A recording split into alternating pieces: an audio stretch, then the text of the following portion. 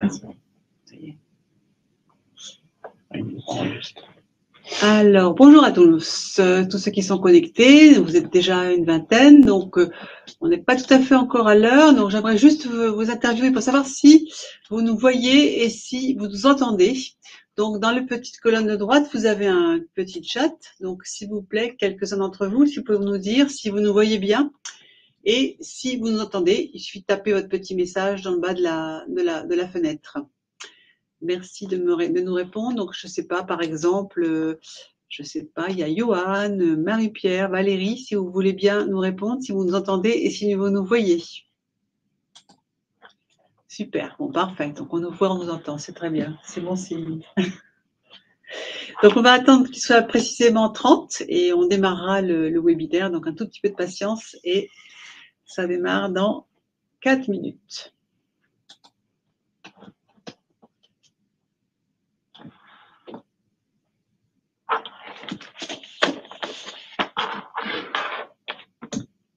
Ah, vous êtes à l'aise? Bon, ça va, je suis au milieu, tranquille.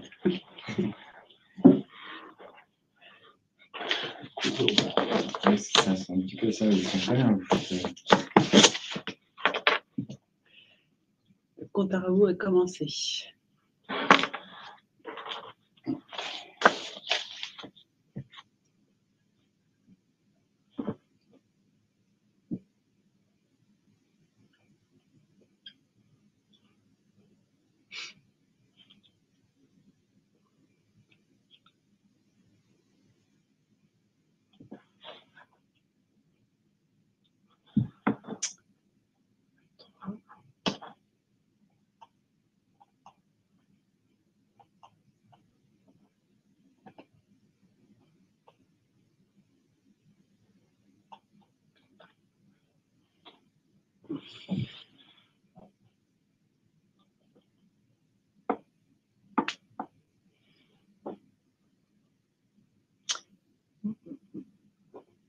Bon, je pense qu'on est quasiment tous connectés.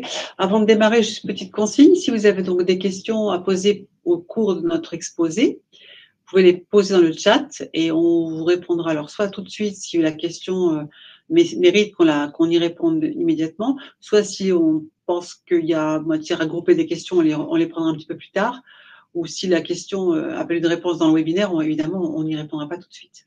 Donc, n'hésitez pas à poser des questions, à participer. Même si vous avez des commentaires, vous pouvez tout à fait les faire dans le chat. Hein. C'est toujours intéressant d'avoir des réactions de ceux qui nous écoutent, d'autant plus qu'on ne peut pas vous entendre. Donc, c'est bien que vous puissiez réagir à ce qu'on vous dit et que vous puissiez poser des questions.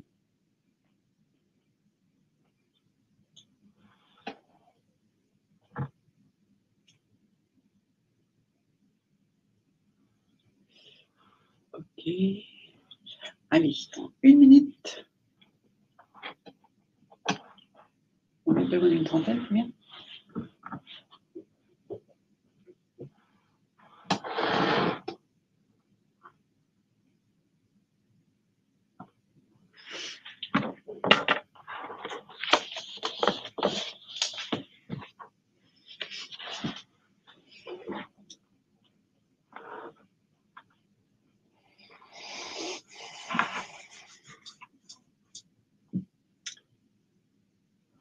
Ouais, 30 €.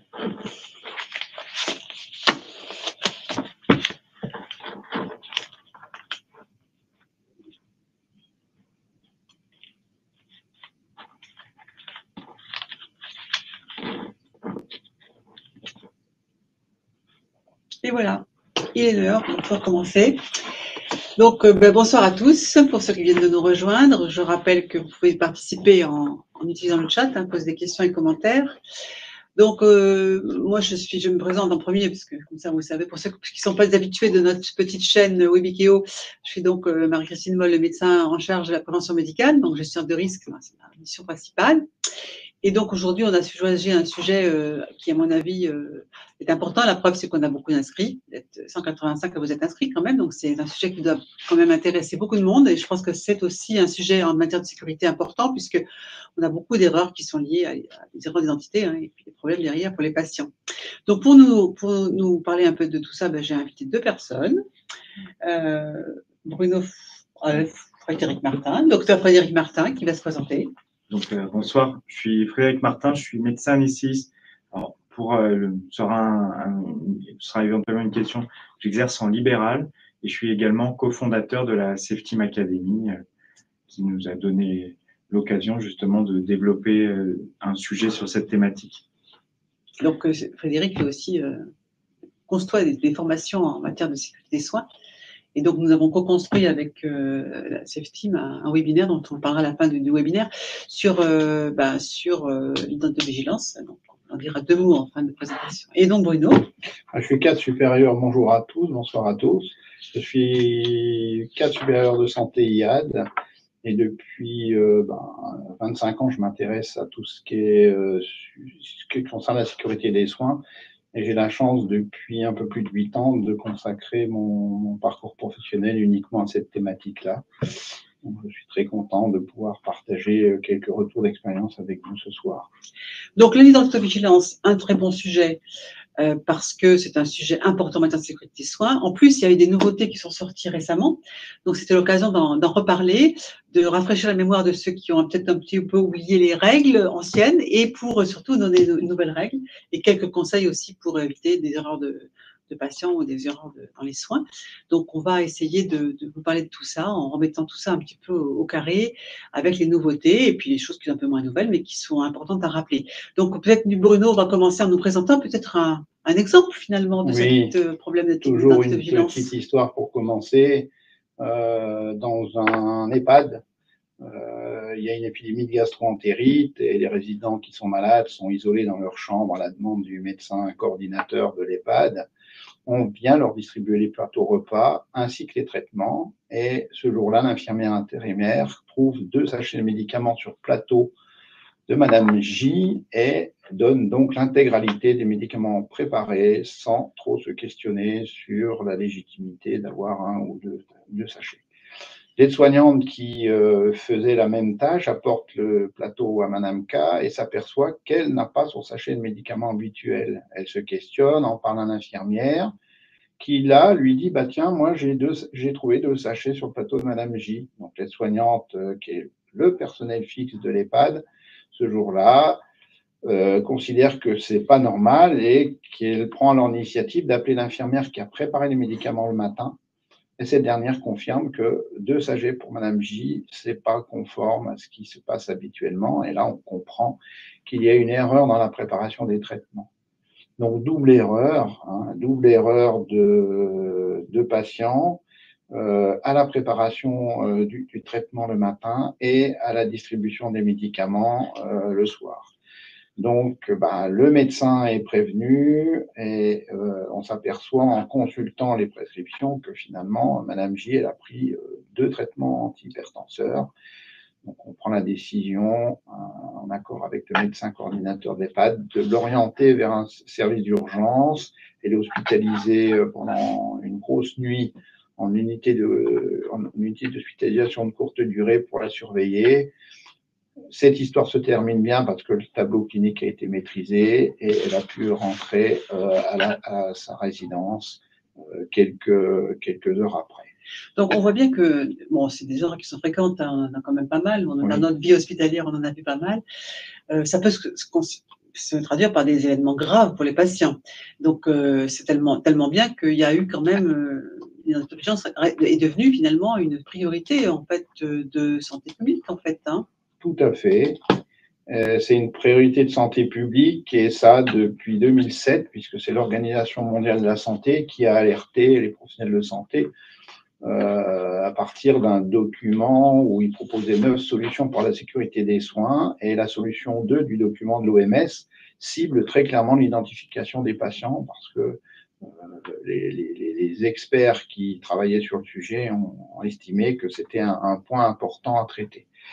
En 2009, c'est la Haute Autorité de Santé qui s'est emparée du sujet et finalement l'a défini comme pratique exigible prioritaire. C'est l'anciennement les PEP qu'on trouve dans les manuels de certification et ça dès la version 2010. En 2013, la DGOS a, elle, sorti une instruction concernant le recueil d'identité du patient et a défini que c'était l'une des toutes premières étapes, voire la première étape de la prise en charge d'un patient. Donc, il était important de le prendre en compte. Et si on continue à dérouler la chronologie, Marie-Christine vous expliquait qu'il y avait des nouveautés, et ces nouveautés, elles sont opposables depuis le 1er janvier 2021, puisqu'un référentiel national d'identité-vigilance, qui a été conçu par des experts du réseau des référents régionaux en identité-vigilance, dont aucun de nous trois n'a fait partie, hein, on va être humble dans la présentation aujourd'hui, on travaillait sur un certain nombre de préconisations qui concernent l'identité-vigilance. Donc, on aimerait bien aussi avoir un petit peu de chiffres. Alors, c'est vrai que le recueil n'est peut-être pas facile pour avoir des chiffres vraiment significatifs. Alors, j'ai cherché. J'avoue, j'ai cherché. Il y a peu d'études quantitatives récentes sur cette thématique. Alors, on nous dit effectivement qu'il y a beaucoup d'erreurs d'identité.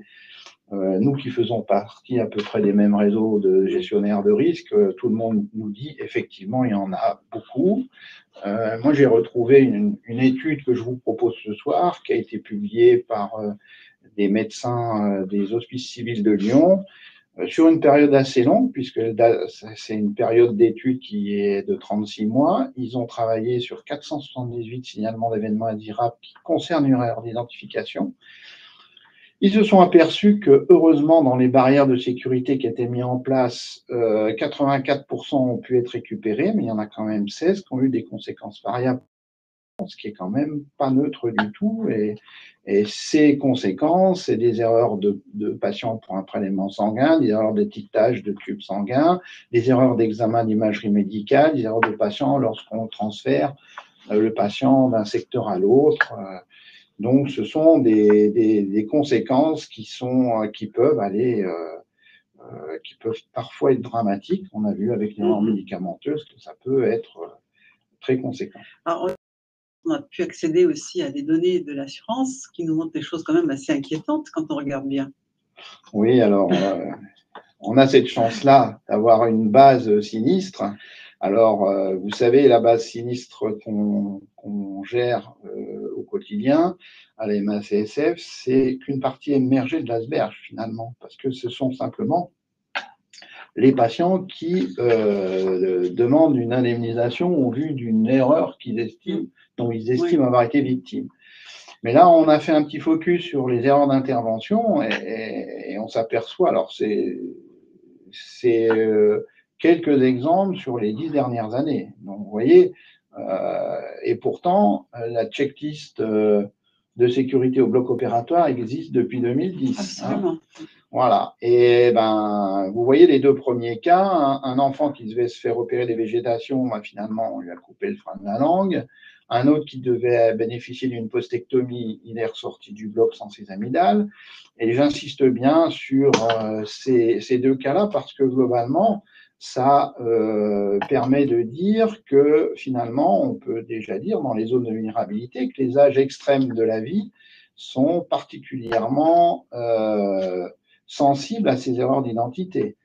Voilà. Après, c'est une dame qui devait se faire opérer de ses varices et qui est ressortie du bloc sans sa vésicule. Un monsieur qui devait avoir un traitement de fissure anale qui a été opéré d'une hernie inguinale. Un petit peu moins gênant et qui devient du poignet canal carpien, on va dire que la cicatrice à peu près au même endroit. Et puis, un patient d'ORL à qui on devait pratiquer une septoplastie et finalement, on a amputé du voile du palais et de ses amygdales. Donc, c'est pas neutre du tout, même s'il n'y a pas de pronostic vital mis en jeu. Je peux vous garantir que les deux premiers dossiers qui touchent les enfants, les parents, ça devient des gens assez agressifs quand on maltraite comme ça un peu leur enfant. Alors, c'est bien, on parle d'identité-vigilance depuis tout à l'heure, mais c'est peut-être pas mal aujourd'hui de définir ou de redéfinir peut-être cette notion d'identité-vigilance, justement. Alors, on vous une définition qui est un peu plus ancienne, on va dire avant le référentiel national d'identité-vigilance, qui définit l'identité-vigilance comme l'organisation, les moyens qui sont mis en œuvre par un établissement ou un professionnel de santé pour fiabiliser l'identité de l'usager, du patient usager, à toutes les étapes de sa prise en charge, de son parcours de soins. Et globalement, ce qu'on disait il y a encore quelques années, l'identité-vigilance, c'est le bon soin au bon patient. Alors, il y a quelque chose qui va rentrer en ligne de compte, sans doute, qui va être l'accès au dossier, au DMP. Oui. Qui fait que peut-être l'évolution de cette définition. Exactement. Donc, le référentiel national d'identité-vigilance a un petit peu fait évoluer cette définition d'identité-vigilance. On est toujours sur le paradigme le bon soin, bon patient, mais on a inclus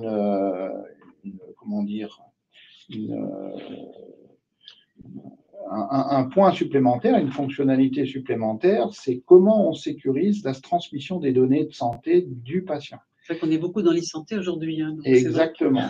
Et comment est-ce qu'on peut s'assurer qu'on transmet les données de santé d'un patient à un confrère qui va identifier le patient avec finalement les mêmes éléments. Et c'est pour ça que le référentiel d'identité-vigilance n'abandonne pas tout ce qu'on a appris au fil des années qui viennent de se passer, hein, mais il donne un challenge nouveau, c'est comment on sécurise la transmission des données de santé. Alors, les nouveautés, du coup, on ne va pas avoir le suspense trop longtemps. Non, tout le monde le connaît. Tout le monde le connaît, c'est avec le référentiel national d'identité-vigilance, c'est un nouveau processus d'identification qui est proposé. Et le premier postulat, c'est qu'un usager doit être identifié de la même façon par tous les professionnels de santé. Et je vois quand on a écrit ce slide-là, on pourrait même dire tous les professionnels de santé et tous les professionnels sociaux. Oui. Hein, et depuis le 1er janvier, une identité nationale de santé, alors dans le référentiel, on l'appelle identité, une autre fois on l'appelle identifiant, donc c'est la même chose, mais l'INS, ça veut dire Identité nationale de santé, c'est quelque chose qui est propre à chaque patient. Et cette INS est partagée avec l'ensemble des professionnels de santé qui vont prendre ce patient en charge. Donc, le processus d'identification via l'INS est un des éléments socles pour le déploiement de cette nouvelle politique nationale de santé et surtout pour ce qui concerne l'identité-vigilance. Je fais un petit sondage. Si tout le monde connaît l'INS, ça vous allez pouvoir répondre. Et qui l'utilise? Et qui l'utilise, voilà.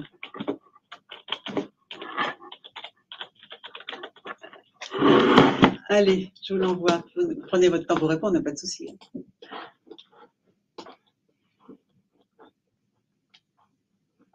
Bah, tu peux continuer. D'accord, allons-y. Eh ben, je veux bien le slide suivant. Oui, alors l'INS, c'est vrai que l'INS s'appuie sur un référentiel qui a été proposé par l'Agence du numérique en santé. Ce référentiel, il y a 2 annexes. Un guide d'implémentation de l'INS dans les logiciels à destination des éditeurs de logiciels, qui précise les spécifications fonctionnelles qu'on doit mettre en œuvre dans tout ce qui est applicatif de gestion d'identité d'un établissement de santé ou d'une structure non hospitalière ou d'un établissement médico-social, et puis les modalités de référencement des données de santé avec l'INS. Et puis, vous avez le référentiel national d'identité-vigilance.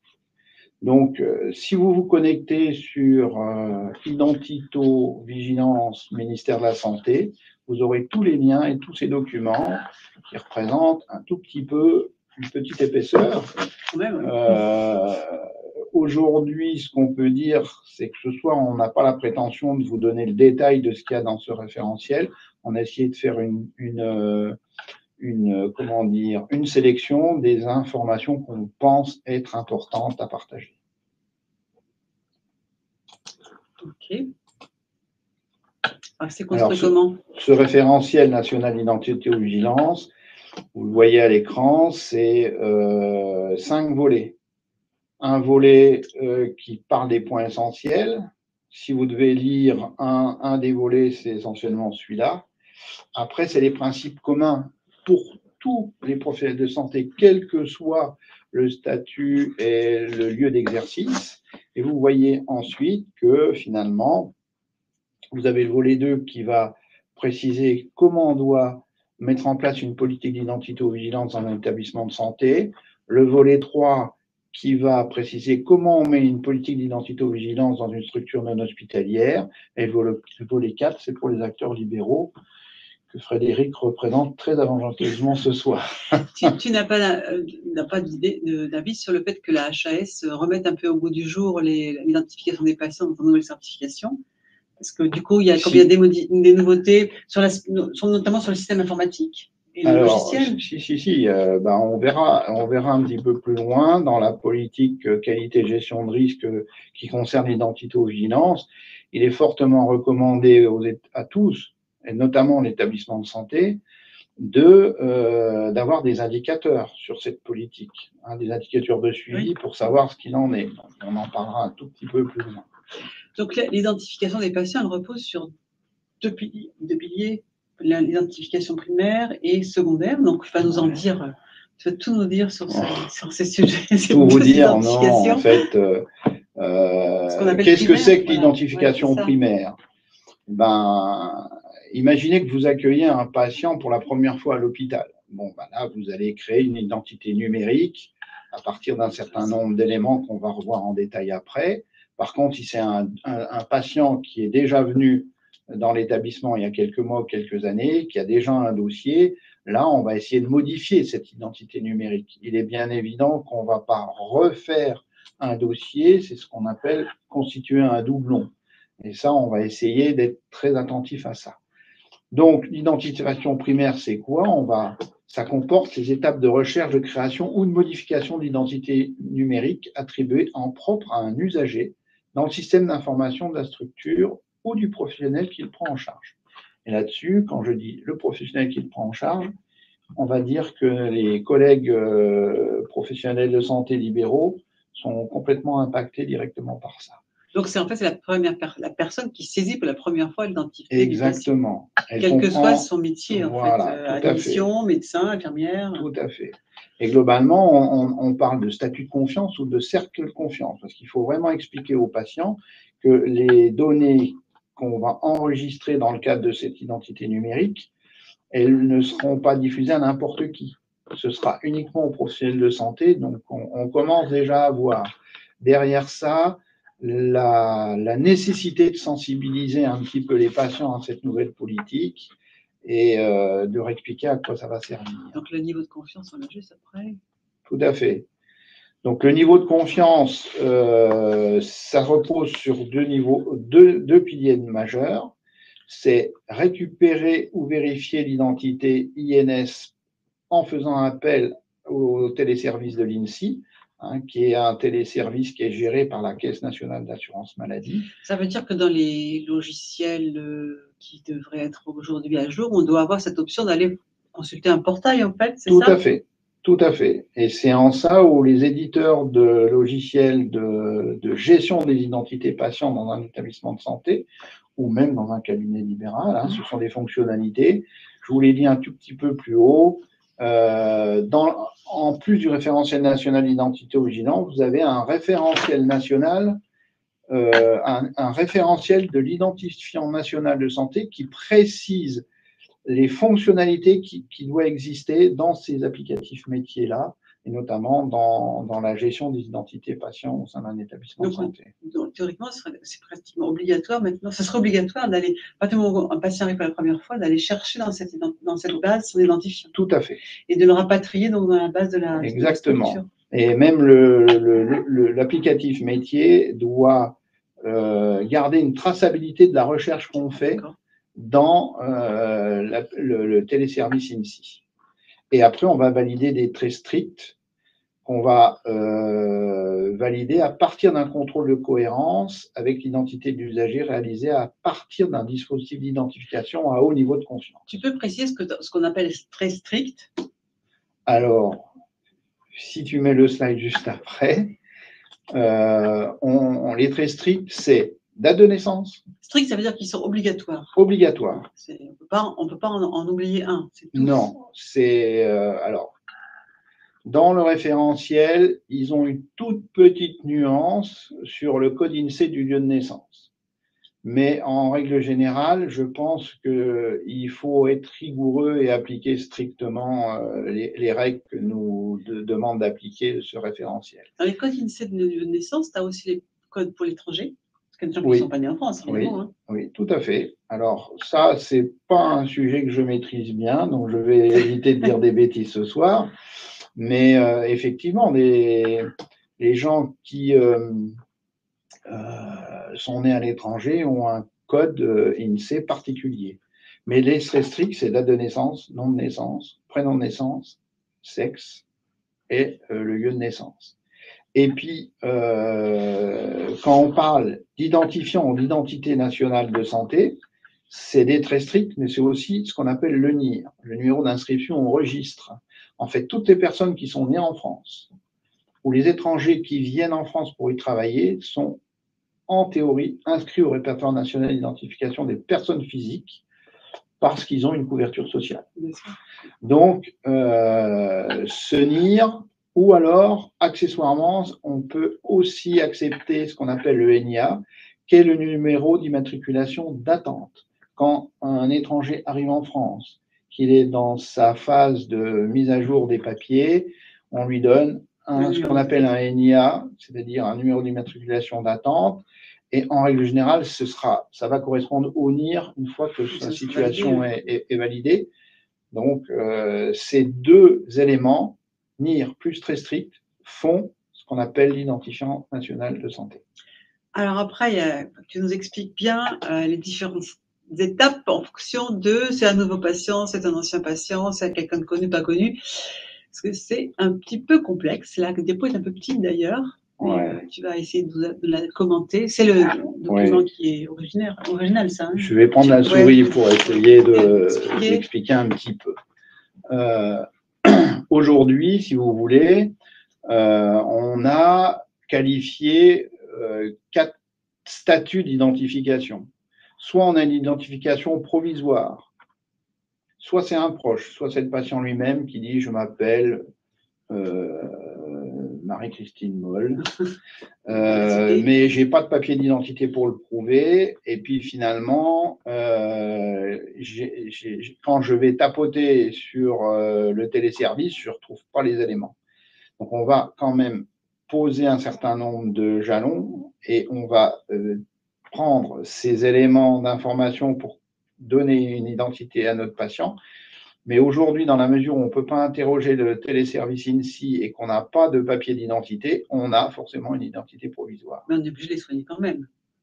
Alors ça, c'est bien évident. Hein, ça ne veut pas dire, identité provisoire, ça ne veut pas dire qu'on ne les soigne pas. Hein.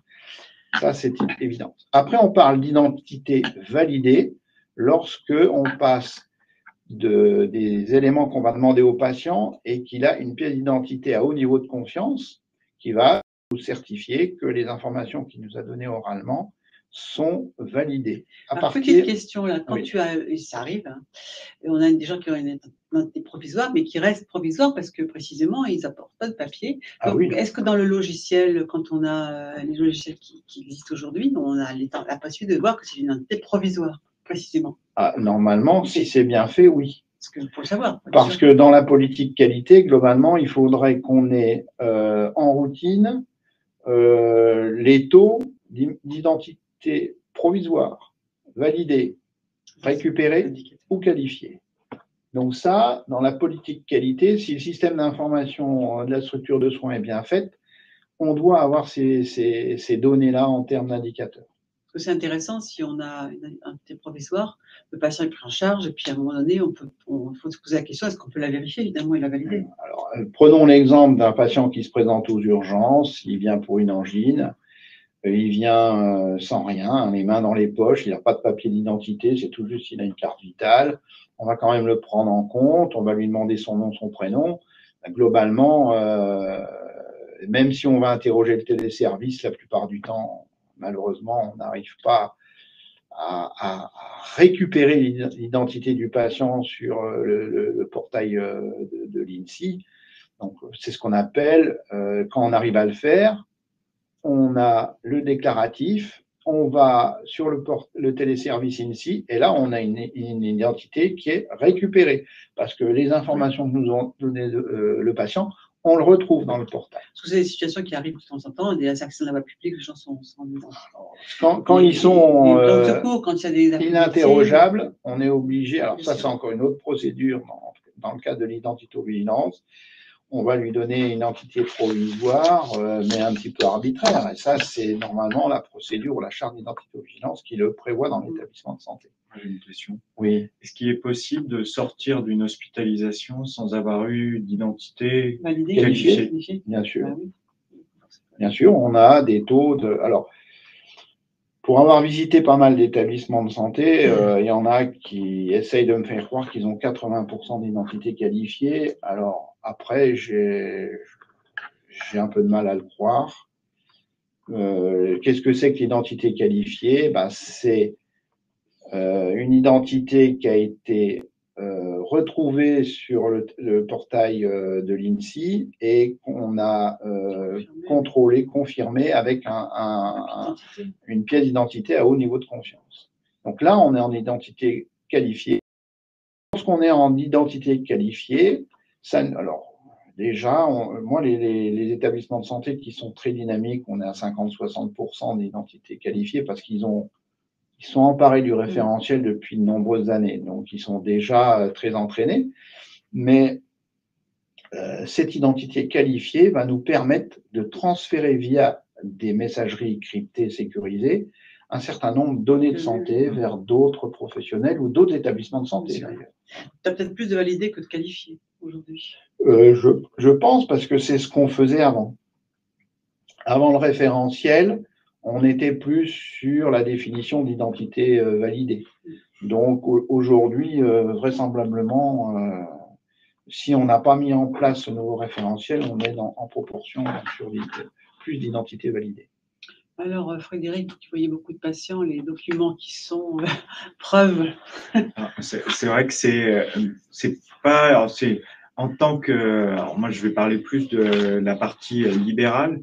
Quand on est confronté à un usager, et moi, en tant qu'anesthésiste, je peux parfois être le premier interlocuteur du patient, et donc je vais avoir envie d'être sûr que je ne vais pas créer de doublons, il n'y aura pas de collision dans les dossiers.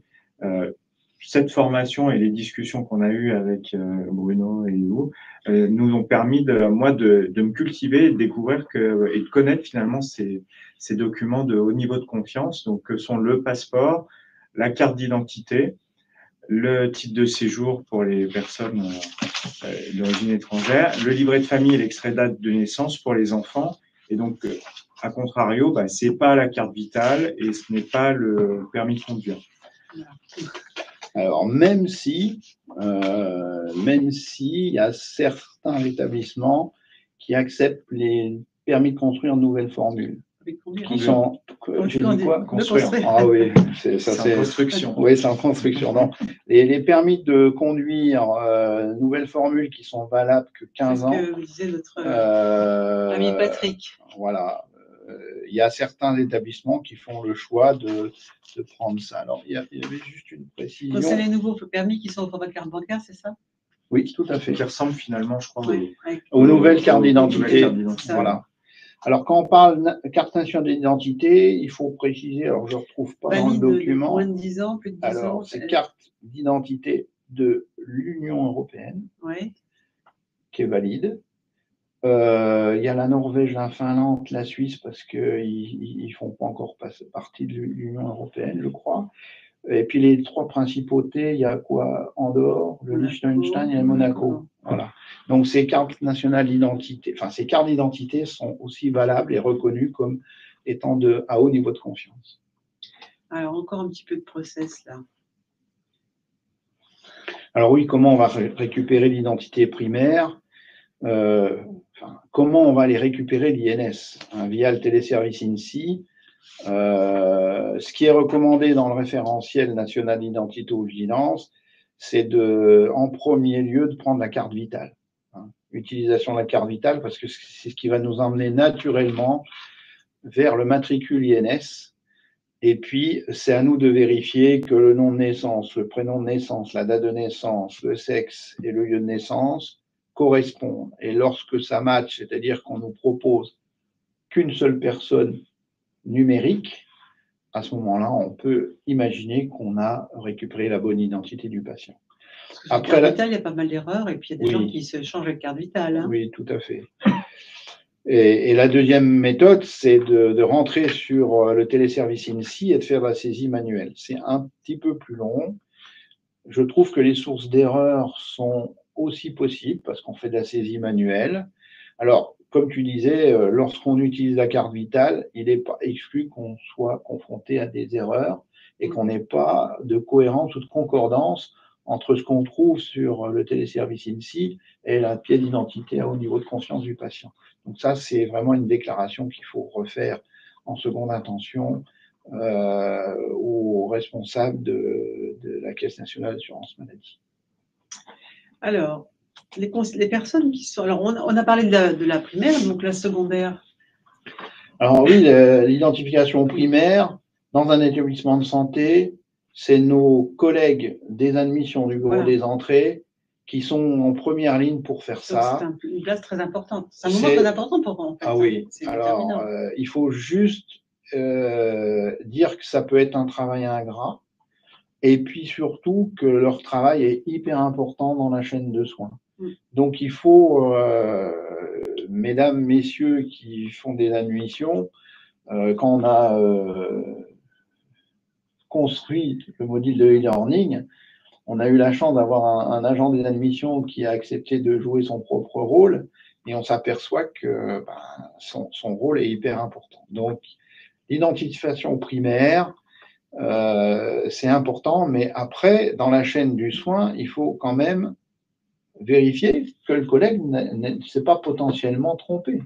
Oui, c'est clair. Mais c'est vrai que c'est une chaîne, chacun est un maillon essentiel de cette chaîne de prise en charge des patients, de l'agent d'accueil jusqu'à l'infirmière qui accueille le patient en ambulatoire dans le film qu'on a mis en place, de l'anesthésiste, de l'IBOT, quand c'est dans le cadre d'une intervention ou d'un soin ou d'un examen de radiologie.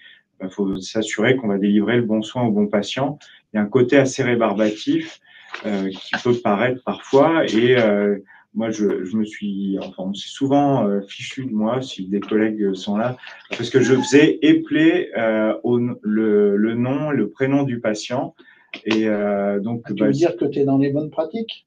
En fait, c'est grâce aux erreurs et à de nombreuses erreurs, enfin nombreuses, j'espère pas, mais en tout cas des erreurs qui ont été récupérées par des collègues infirmières anesthésistes sur de l'identito-vigilance. Parce que quand on constate qu'au moment où on veut faire, par exemple, une transfusion, on se retrouve avec des documents qui sont non conformes, là, on prend bien la mesure de l'ensemble des choses qu'on aurait dû faire en amont.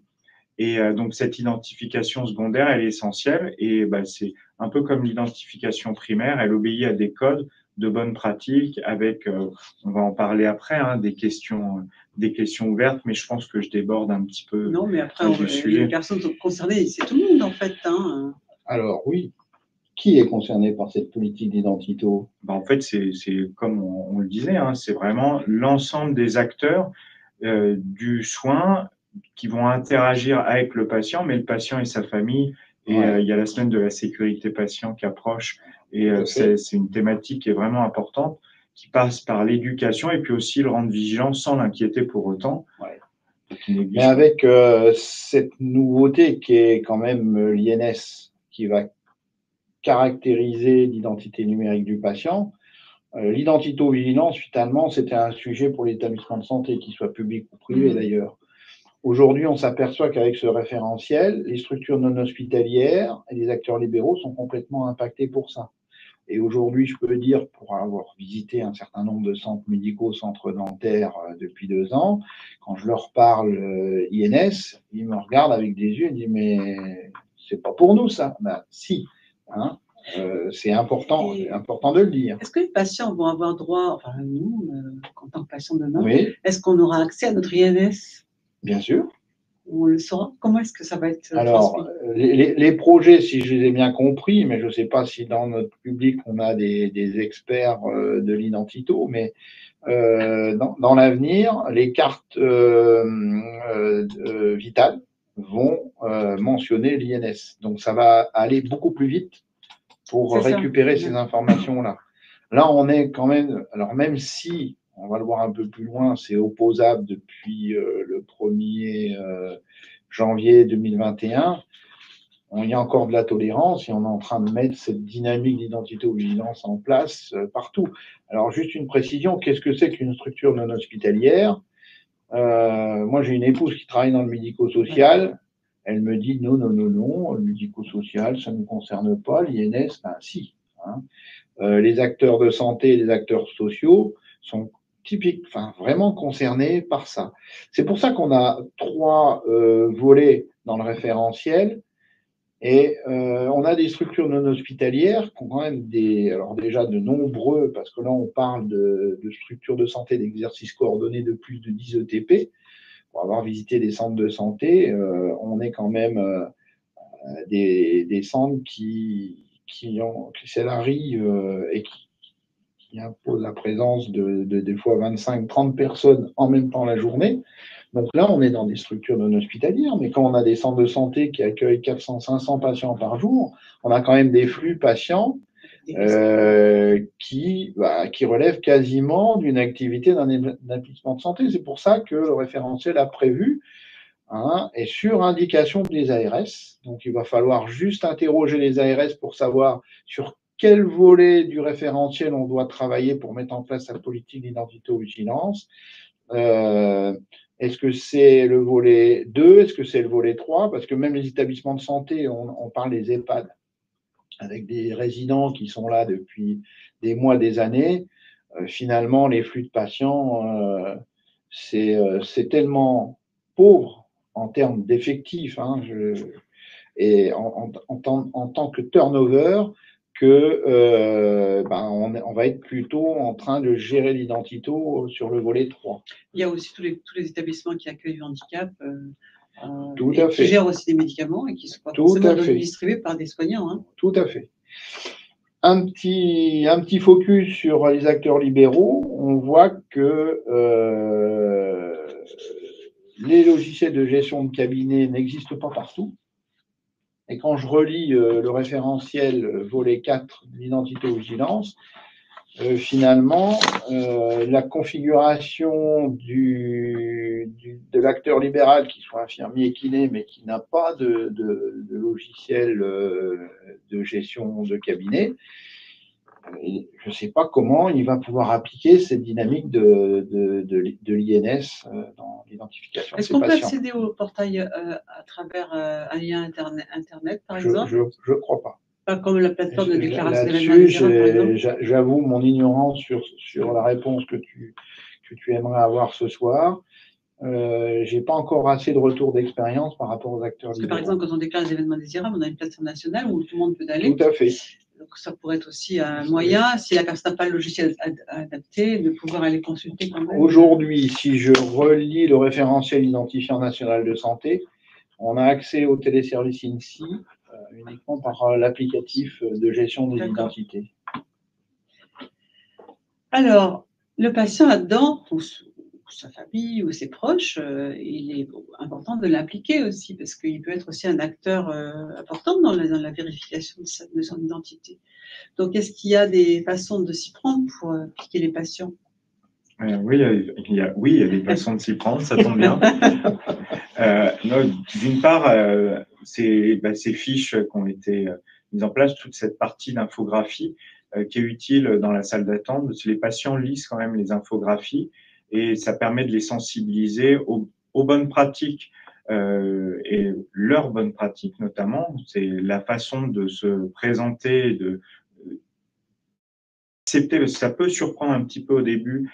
Et moi, c'était pas toujours naturel. C'est très simple de demander une carte vitale et le patient a plus de difficultés quand un soignant lui demande sa pièce d'identité, ce qui paraît tout à fait possible. Et quand on lui explique, c'est aussi une façon de fiabiliser les pratiques, au passeport évidemment.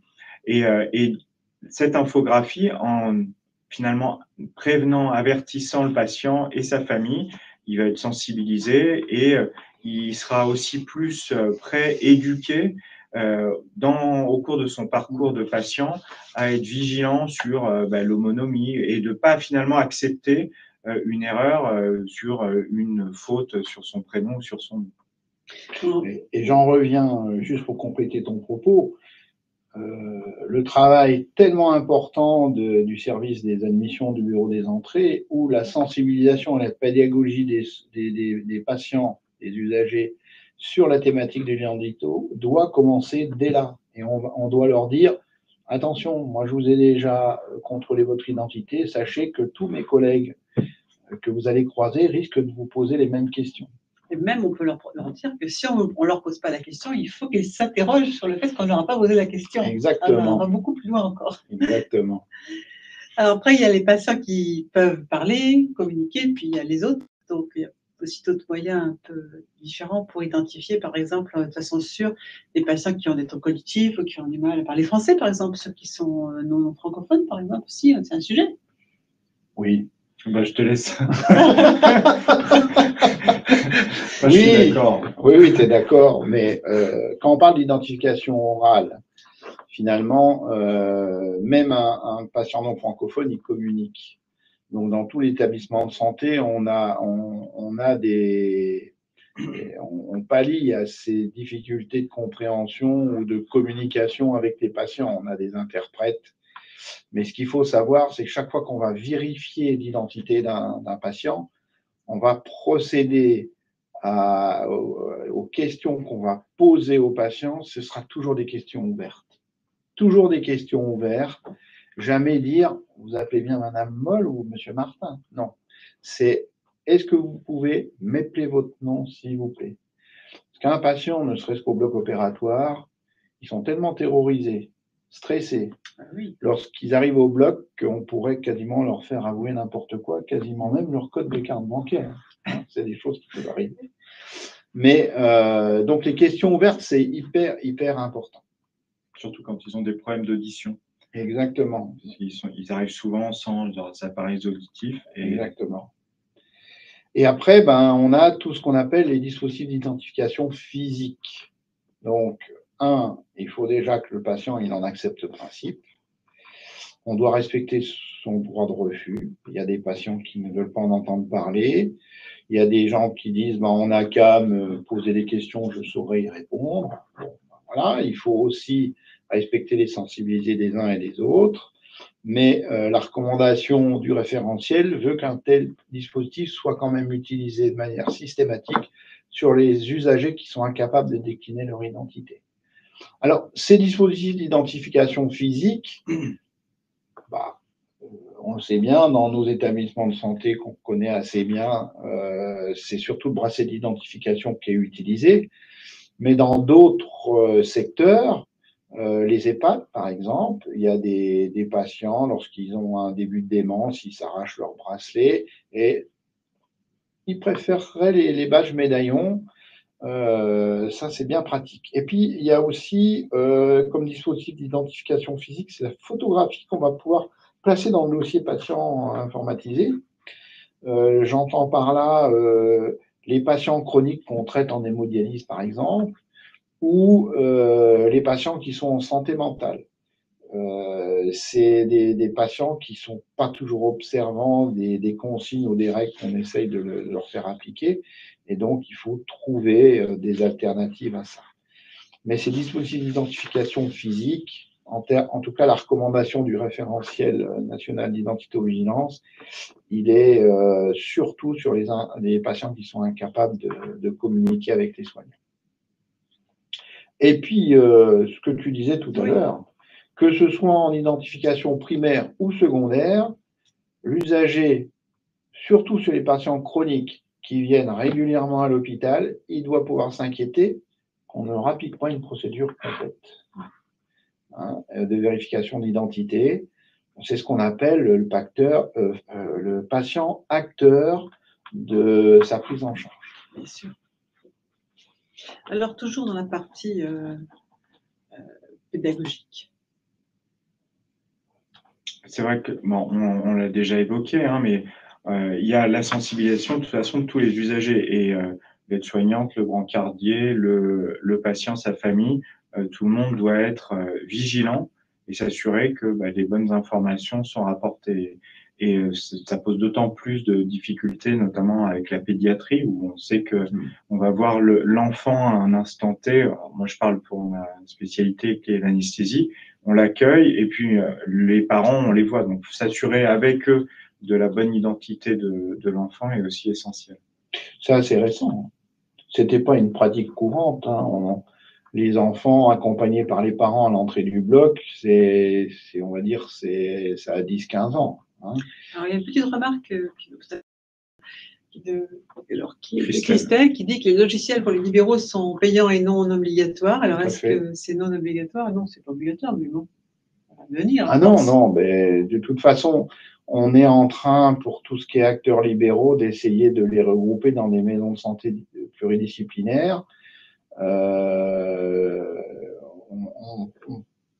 perçoit la volonté de nos décideurs de pouvoir améliorer la communication entre acteurs libéraux. Oui. Aujourd'hui, mes collègues infirmiers libéraux, lorsqu'on leur demande de pratiquer une injection à un patient à domicile, globalement, ils n'ont que l'ordonnance, mais ils n'ont pas accès au dossier du médecin traitant qui a prescrit.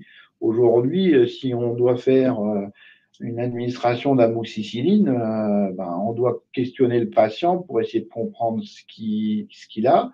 Et comme on n'a pas toujours des patients qui ont un bon niveau de compréhension, ce serait quand même mieux d'avoir accès à ces, de toute façon, avec ces données médicales-là. Le nouveau dossier, le DMP, nécessitera que ces informations soient transmises d'une façon ou d'une autre. Oui. Ok, alors. Christelle, qu'est-ce qu'elle met? Seule une attestation d'identité pourrait être demandée lors des prises de sang. Donc, il y a toute une structuration à mettre en place en termes de démarche qualité, on va dire. Oui. Alors, c'est pas du luxe, la démarche qualité, c'est toujours un peu enquiquinant, mais c'est important quand même. Oui, la démarche qualité et prévention des risques, elle est fortement recommandée. Fortement recommandée. Donc, comme toute démarche de sécurité de soins, on dit qu'on a une approche dite a priori. On va essayer de cartographier les risques qu'on va estimer évitables, les analyser en termes de probabilité de survenue et de gravité potentielle. Une fois qu'on a multiplié l'indice de fréquence et l'indice de gravité, on va en déduire un indice de criticité. Qui est une criticité élevée pour ces événements-là, parce qu'ils sont fréquents, et avec des conséquences qui sont parfois graves. Exactement, surtout lorsqu'on fait des erreurs patients dans les administrations médicamenteuses. Et puis des erreurs au bloc, comme tu as présenté tout à l'heure aussi. Exactement, tout à fait. Donc là, on va déterminer les barrières de sécurité qu'on va mettre en œuvre pour éviter ces erreurs. Donc ça, c'est ce qu'on appelle une approche dite a priori qui se construit à partir du retour d'expérience des professionnels, parce que je pense qu'il n'y a pas mieux que les gens de terrain qui peuvent expliquer les erreurs auxquelles ils ont été confrontés. Donc il faut vraiment, dans les groupes de travail, leur laisser la parole et leur demander de construire cette cartographie de risque.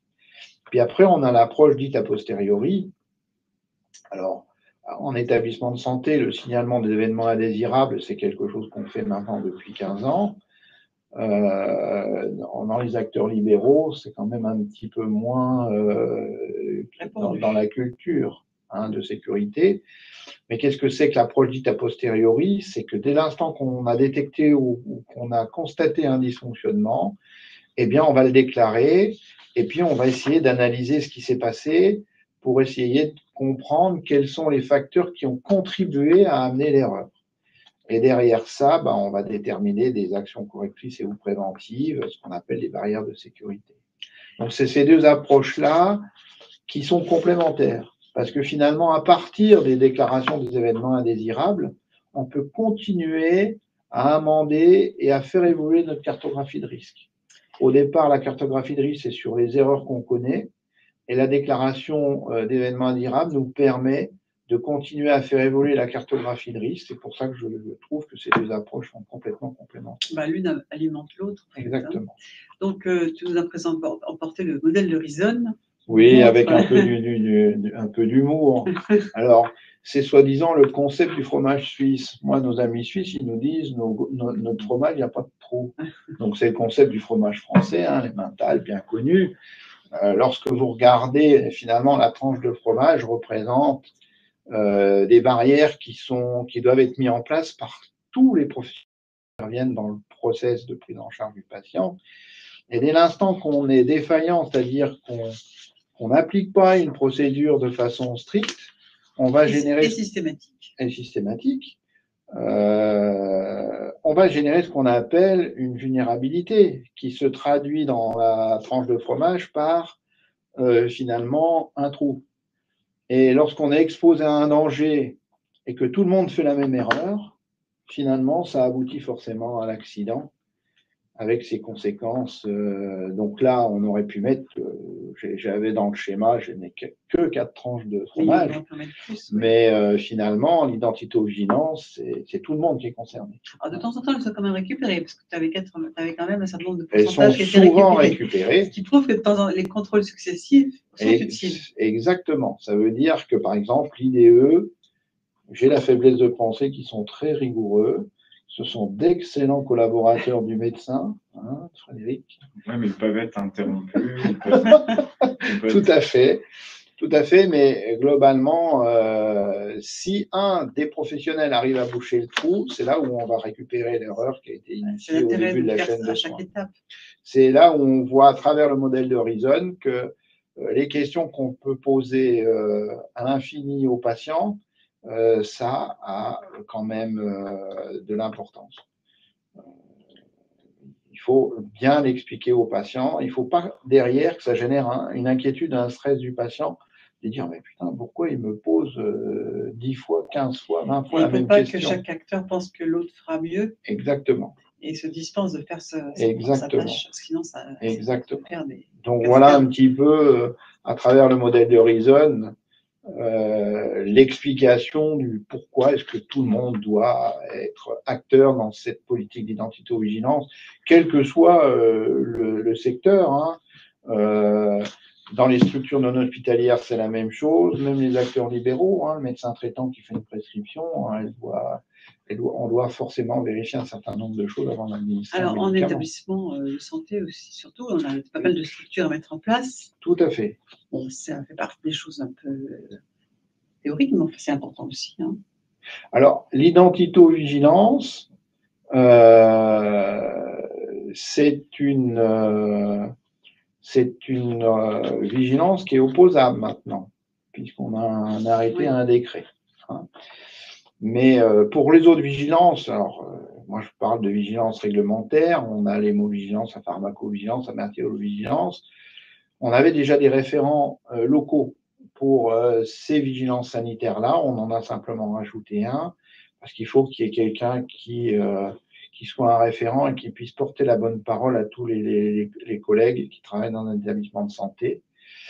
Après, on a ce qu'on appelle l'instance consultative, hein, qui est la commission d'identité-vigilance, la CIV, qui doit avoir une représentation de tous les métiers de la structure de soins. La CIV, on peut la mettre en place également dans les structures non hospitalières. Je pense que ça a énormément de sens. Et puis après, on travaille autour d'une procédure. Hein, c'est une méga procédure ou une charte d'identité-vigilance qui est déclinée en sous-processus pour toutes les étapes importantes du processus. Hein.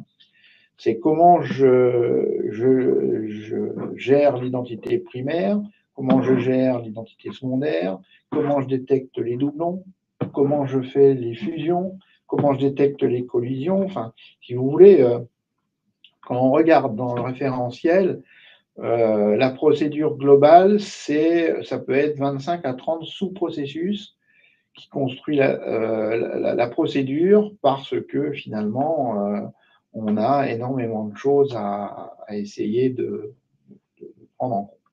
On a beaucoup parlé de convaincre, il est important effectivement de partager cette culture en fait de sécurité par rapport à ça.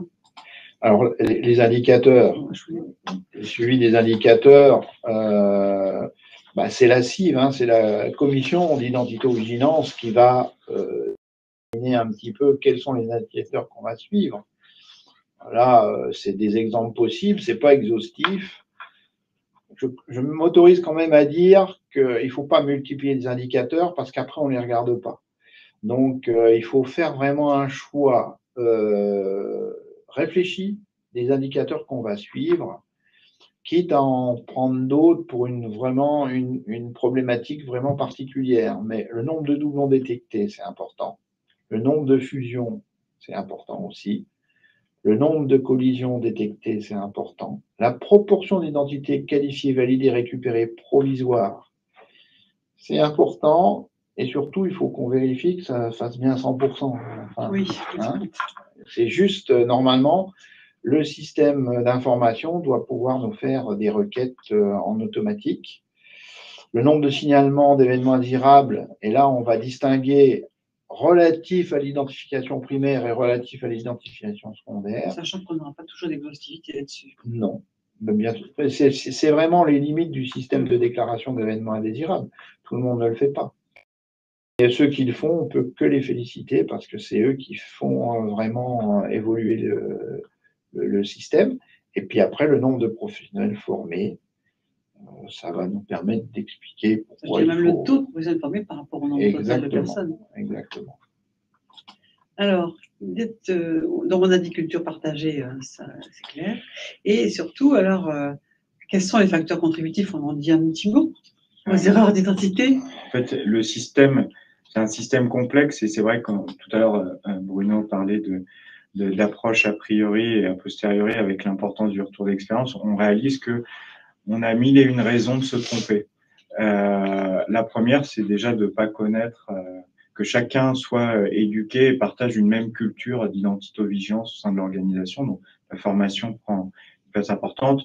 Et après, à chaque fois, on va trouver une nouvelle façon. C'est vrai que les plus courantes sont les interruptions de tâches. Et dans la formation qu'on a réalisée à destination des administratifs, ils sont parfois un peu déstabilisés par ces interruptions, les questions de la famille, ou même nous, en tant que soignants, on peut être déstabilisés et qui va du coup générer une interruption de tâche et nous interrompre dans notre phase d'identification secondaire du patient.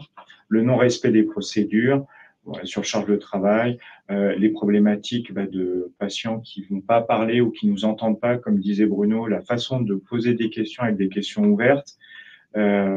Éduquer aussi les patients quand on détecte, et c'est vrai que ça peut paraître étrange, mais moi je m'appelle Frédéric Martin, donc l'homonymie, je vis avec depuis 50 ans maintenant, et c'est vrai qu'informer un patient que dans la base de données, il y a quelqu'un qui a le même nom, le même prénom, et que en plus, il a une date de naissance qui ressemble, c'est aussi le rendre acteur et lui dire attention, vous devez ne pas accepter une erreur sur votre date de naissance. Donc, c'est vraiment cette éducation et tout le monde est le maillon de cette chaîne. Et le retour d'expérience nous permet aussi de découvrir finalement des causes qu'on n'aurait pas imaginées ou des intrications de facteurs contributifs qu'on n'a pas imaginés. On apprend. Un petit mot sur, on a mis un point identité modifiée. C'est des questions qu'on me pose souvent lorsque je fais des formations identito sur les secteurs de santé mentale. Et qu'est-ce qu'on fait quand on est en processus de transformation pour quelqu'un qui veut changer de sexe? Aujourd'hui, c'est assez clairement posé comme position. C'est uniquement en fin de processus de transformation qu'on va pouvoir changer ses papiers d'identité. Donc, comme on prend comme socle la carte, enfin la pièce d'identité à haut niveau de confiance, c'est elle qui va faire foi sur l'identité modifiée. Je vois qu'on a comme question, c'est qui? C'est Anaïk. Anaïk qui dit le présent usuel, effectivement. On peut en dire un mot. Normalement, dans le système d'information qui gère l'identité, Vous avez le nom de naissance et le prénom de naissance, mais il y en a qui ne supportent pas le prénom que leurs parents ont choisi, par exemple. Et normalement, on a dans les traits complémentaires la possibilité de mettre le nom usuel et le prénom usuel. Quand je parle des noms usuels, c'est souvent les personnes qui sont mariées depuis 50, 60 ans et qui se sont toujours fait appeler par le nom de leur mari. Et on a du mal lorsqu'on les appelle par leur nom de jeune fille, leur nom de naissance, elles ne répondent plus à ça. Donc effectivement, Anaïk a complètement raison. Dans le système d'information, il faut prévoir au moins 2 traits complémentaires qu'il faudrait remplir de manière systématique, c'est-à-dire le nom usuel et le prénom. Et ça doit participer à la relation de confiance qu'on va instaurer avec entre le soignant et le soigné. Donc ça, c'est important. Et je remercie Anaïk d'avoir posé la question. Bon, on arrive à la fin, donc on va faire en sorte de conclusion quelques petits commentaires et puis on parlera un tout petit peu de notre e-learning. Oui, en conclusion, vous avez tous bien compris qu'on est dans une dynamique de démarche pluriprofessionnelle. C'est tous les acteurs qui interviennent pour le patient qui sont concernés par cette politique d'identité-vigilance dans un établissement de santé. J'ai toujours plaisir, moi, à animer des groupes dans les formations d'identito qui sont pluriprofessionnels. On va même aller jusqu'à l'agent de l'amphithéâtre qui est confronté, même lui, à des erreurs d'identité lorsqu'il doit présenter un corps et que ce n'est pas le bon. Vous imaginez, donc, on peut tout à fait tous les acteurs qui interviennent auprès du patient vivant ou mort sont vraiment concernés par ça. Après, il faut vraiment le sensibiliser et faire toute la pédagogie qui est nécessaire pour qu'il soit acteur de cette vigilance, comme pour les autres d'ailleurs. Hein. Les compétences s'acquièrent par la formation en intra ou en extra, et puis surtout s'approprier le nouveau référentiel, qui est le socle de ces nouveautés pour cette thématique. Ce qu'on n'a pas peut-être assez dit ce soir, c'est que l'INS, c'est ce qui va, et j'insiste bien, pas changer nos façons de soigner les patients, mais ça va complètement changer la façon dont on va transmettre les données de santé, on va sécuriser la transmission des données de santé, et c'est pour ça que l'INS est hyper important. Et puis donc, Frédéric va nous parler un tout petit peu, un peu vite, parce qu'on n'a plus beaucoup de temps, de notre nouveau, excusez-moi, notre e-learning, mais de toute façon, voilà. Oui, donc en fait, c'est un parcours de formation. On utilise à la Safety Academy la vidéo simulation. Donc, c'est des mises en situation, des films où vous, en tant qu'apprenant, vous jouez le rôle d'acteur de la situation et vous êtes confronté à des questions qui vont vous interroger sur votre niveau de culture et vous faire prendre conscience des failles de nos routines en tant que soignant ou agent administratif. Donc, ce parcours qu'on a créé avait pour but de vraiment faire prendre conscience à des soignants, soit administratifs, soit soignants, de faire comprendre aussi les problématiques des uns et des autres, de les immerger dans le rôle de suivi d'un patient tout au long de son parcours de soins au cours d'une intervention. On a 2 parcours, il y en a un qui est vraiment très chirurgical et l'autre qui va être plus à destination des laboratoires de biologie et la radiologie. Et on a associé à ça, donc à cette prise de conscience d'importance de ce qu'est l'identification primaire et secondaire, on a associé aussi des activités qui permettent de s'interroger sur sa façon de questionner les gens. Évidemment, on a mis des pièges. Évidemment, c'est pas toujours évident, mais parce que si c'est facile, on n'apprend rien. Et l'idée, c'est vraiment de s'interroger, de se tester et après de discuter en équipe de ce qu'on va décider de mettre en place pour mieux travailler ensemble avec tous les acteurs dans son quotidien.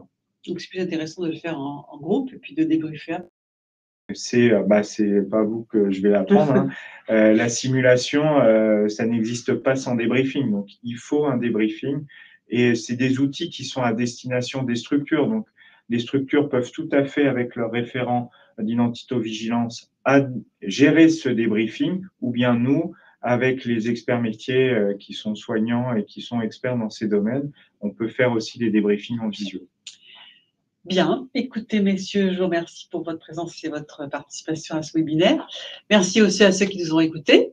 Sachez que si vous n'avez pas tout vu ou si vous avez envie de nous revoir ou si vous voulez conseiller ce webinaire à d'autres personnes, il sera visible en replay. Alors pour ceux qui sont inscrits dès demain, pour ceux qui ne sont pas inscrits d'ici quelques jours, parce qu'il faut le temps qu'on les mette en ligne. Mais donc n'hésitez pas, hein, évidemment, si vous avez trouvé ça intéressant, à en faire un peu la pub. Donc il suffit d'aller sur le site de prévention médicale et vous trouverez à la fois le replay du webinaire et aussi les informations pour vous inscrire au e-learning si vous le souhaitez. Donc vous aurez tout ce qu'il vous faut sur le site de la prévention. Je pense que sur votre site, Self Team Academy aussi, pour ce qui est de l'e-learning. Voilà, donc on vous remercie tous et puis on vous donne rendez-vous à l'année prochaine pour nos prochains webinaires. Oui. Au revoir. Bientôt Noël. Eh oui. Bonne fin de journée, bonne fin d'année. À bientôt à tous et merci pour votre participation.